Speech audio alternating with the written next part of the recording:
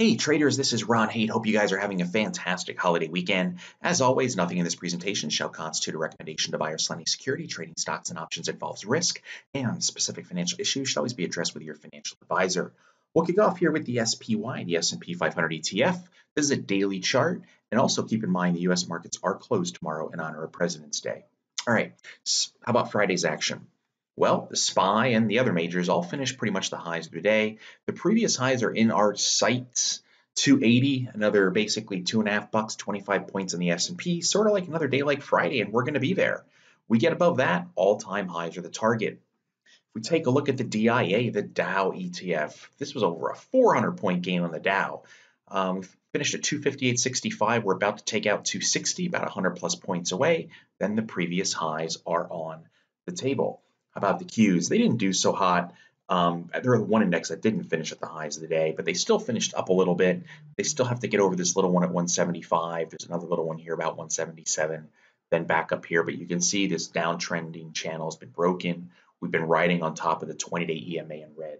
So it's doing just fine. If we look at the IWM, which are your your small caps, the Russell 2000, almost at the 200-day. Nice volume surge Friday as well. And then the mid caps, the MDY, they gapped above and closed above the 200-day SMA in purple, and they broke out of the previous trading range. Target, you guessed it, all-time highs right around 370, another 21 points or so higher. So the outlook for the week ahead, technically it's bullish. Now, I had a couple questions, and I'm going to sum them up at one time. One question was, is this a bear market rally? My answer, who knows? Are we going to new all-time highs?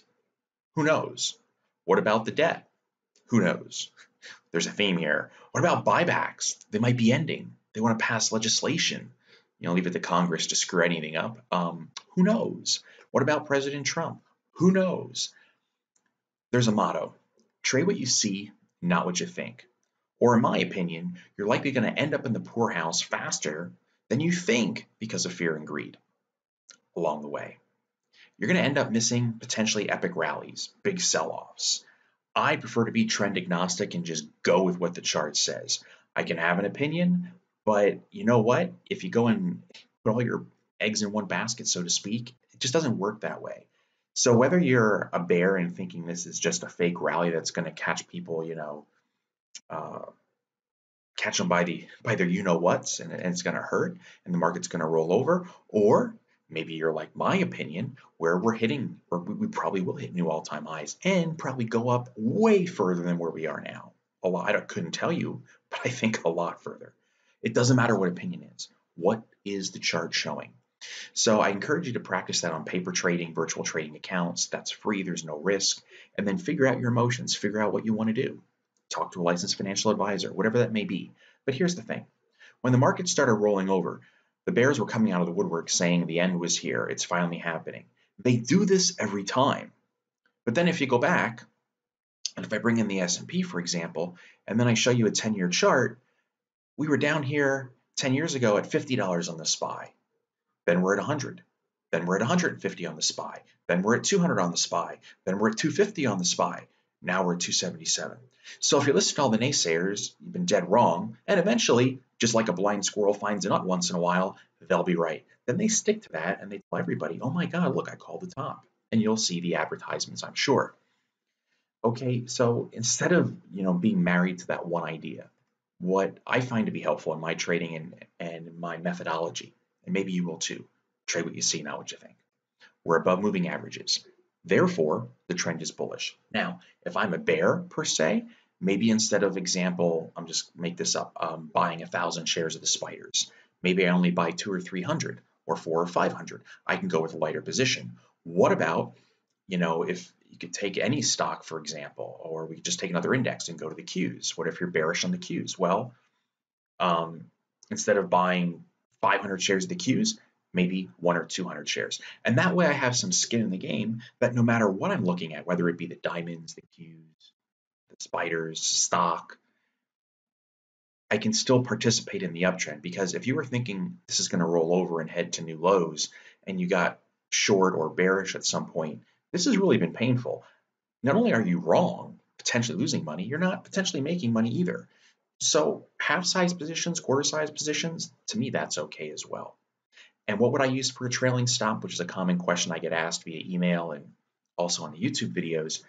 I love the red line. It doesn't always work, but it's a pretty good barometer for a litmus test. Something above the red line is bullish, something below it is not bullish, maybe bearish. And for trend trading, swing trading, which is what I try to do in these videos, from that mindset, looking out a couple days, couple weeks, I think that red line works well because 20 days is essentially 1 month worth of data, 20 trading days. So I hope that helps. I mean, there's always going to be the news, about the president or about this or about that. Debt is a big deal. Congress screwing things up is a big deal, but the market keeps going higher. So I would try to check agendas not agendas, but opinions at the door. And again, practice on paper, trade what you see, not what you think. Enough about that. One other question I got too was on what do I use? I use Thinkorswim profit charts. There is rumors that it's going away. If that does happen, I'll probably switch to either charts at Financial or also TradeStation as well. Okay, let's go look at some other stuff now. Talked a lot about that, but I get so many questions on it. If you have follow-ups, questions to my answers, please feel free. But my goodness, if you listen to the mainstream media, everybody has an agenda, and you just want to put your fingers in your ears and start humming and just go with what you see, go with the facts. All right, so here is NVDA. We talked about earnings on Valentine's Day. The stock did gap up, but it closed lower, hence the black candle. So if you don't know about candlesticks, black's not a bad thing. Red's not a bad thing. It all depends in the context of what we're looking at here.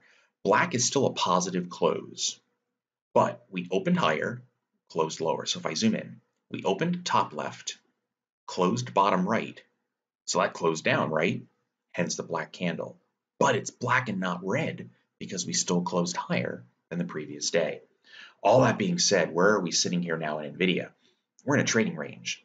Nothing really to do here. I'd rather see a breakout above 175 on a closing basis. That's still about 17, 18 points higher, but it is what it is. If I wanted to be aggressive right now, maybe, let's say I wanted to buy 5 long calls. Maybe I buy 1 or 2 long calls now, and then wait till it gets above 175 and add to the position. How about Coke? We don't talk about Coke very often. Coke can be choppy, but it can also have little quick trends where it pops and drops a couple bucks. The company had earnings also on the 14th, but this was in the morning. Stock gap lower to the 200-day, and now it's below the 200-day. Target, 44 bucks. It's only about a buck plus lower, but if it breaks 44, then we start coming down to a swing low at 42.5.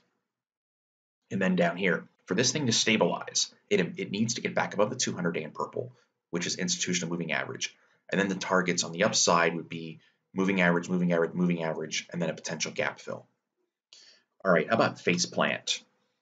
Facebook is just drifting lower here, although it's a bit methodical. It's not really getting crushed, and volume is really light. This, to me, is still looking like a bull flag. You can say, remember I told you to keep an eye on basically 165. We don't want to close below there. Well, that happened on the 13th, happened on the 14th, and then happened on Friday. But it's very, very regimented. This could actually set up to be a light volume pullback. You hit the red line. And if we get a strong up day closing near the highs of the day, that's going to be a mini buy signal. So I'm watching Facebook here. And how about Apple? There is news out, reportedly Buffett trimmed his stake. It's not as big as it was. But that being said, there is a cup and handle on Apple. It is going sideways. After the earnings, it gapped up. Let me zoom in here.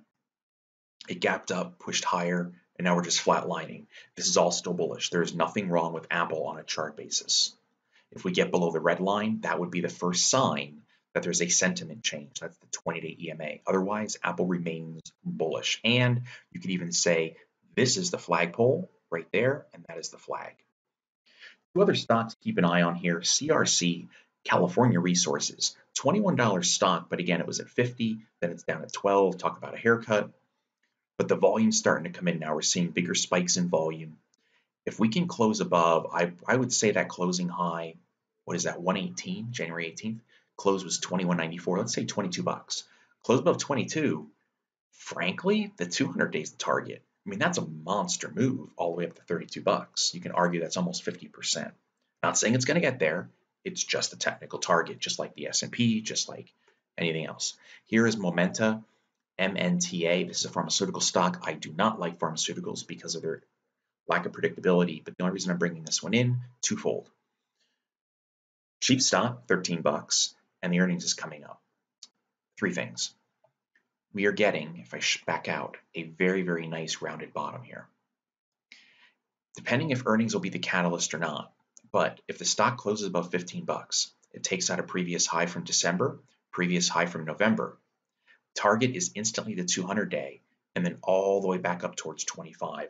So if you look at a dollar reward to risk ratio on the stock itself, to me it looks really attractive. However, I do want to wait before earnings. So this could be a fun paper trade to try. It's on 222, so that is going to be, I was going to say Friday, and is it pre-market or post? They're saying pre-market on Friday. So next weekend in the video, we can come back, check this one out. So that's it, gang, a little bit of a longer video. I wanted to address some of the questions about, there's so much bad news out there, debt, buybacks, all this stuff. It gives you paralysis analysis. If you listen to MSNBC or NBC, they have an agenda. You listen to Fox, they have an agenda. Maybe you read your favorite publication, there's an agenda. Stick those fingers in your ear, hum your favorite song, and my motto is trade what you see and not what you think. And I think that can serve traders very well. So practice that in a paper trading account, and try using that 20-day EMA as an end-of-day trailing stop too in your paper trading account. I think a lot of you guys will end up liking that for swing trades, because I do. I like to teach that too. Again, have a great shortened week. I'll be back with you Tuesday night in the video. There'll be no video tomorrow. Take care.